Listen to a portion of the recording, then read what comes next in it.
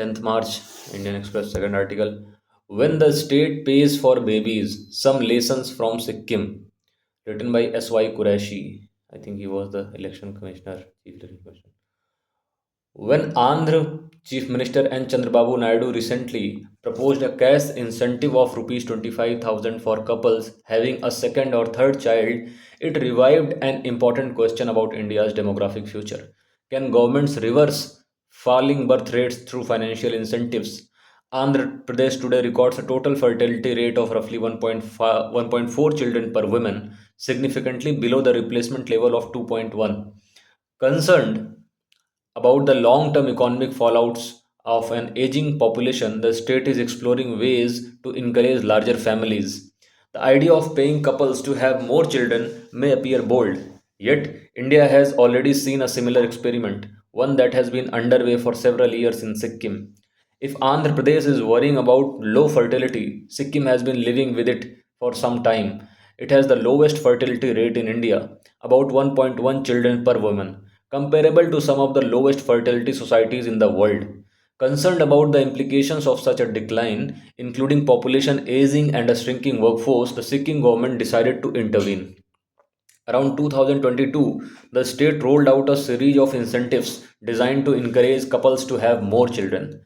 These amounted to perhaps the most comprehensive pro-natal these amounted to perhaps the most comprehensive pro-natalist policy attempted by any Indian state. For government employees, the state introduced salary increments linked directly to childbirth.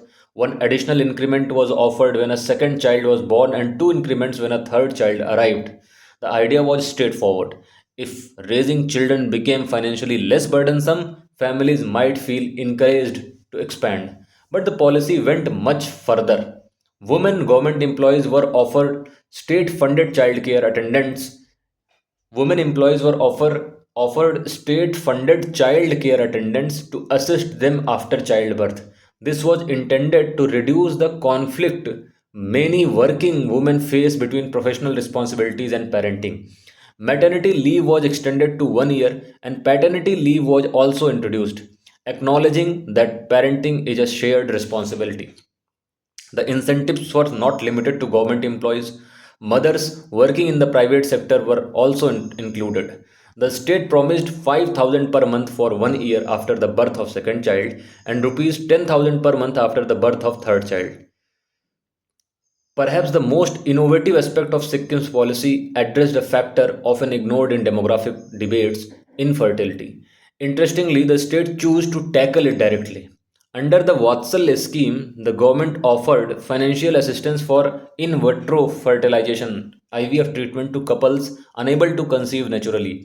IVF can cost several lakhs of rupees, placing it beyond the reach of many families. The state stepped in to fund up two IVF cycles for eligible couples. The response was immediate.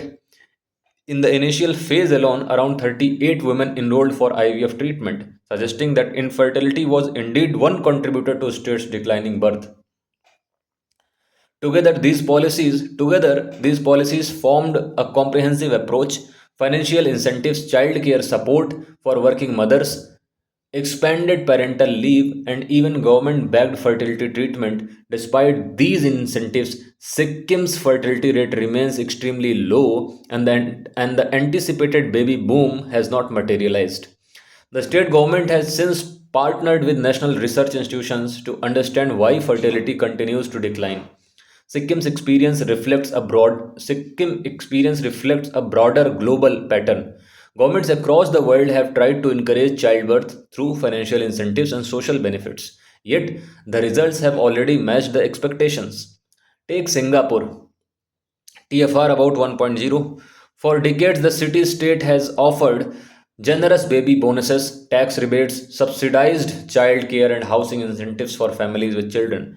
Despite these measures, its fertility rate has continued to decline and remains among the lowest in the world. Then there is South Korea, TFR zero point 0.7, which has invested enormous public resources in pro natalist programs. The government has offered cash grants, childcare subsidies, housing support, and long parental leave. Yet, fertility continues to fall, giving South Korea the lowest birth rate globally.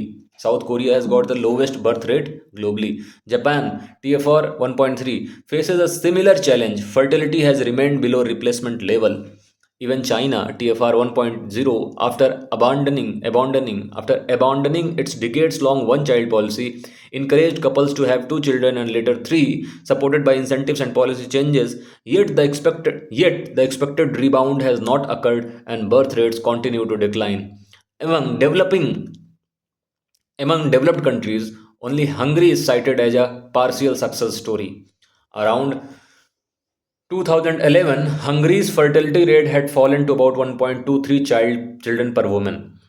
The government introduced an aggressive pro the government introduced an aggressive pro-family policy regime that included housing subsidies, subsidized loans that are written off after multiple births, and lifetime income tax exemptions for mothers with four or more children.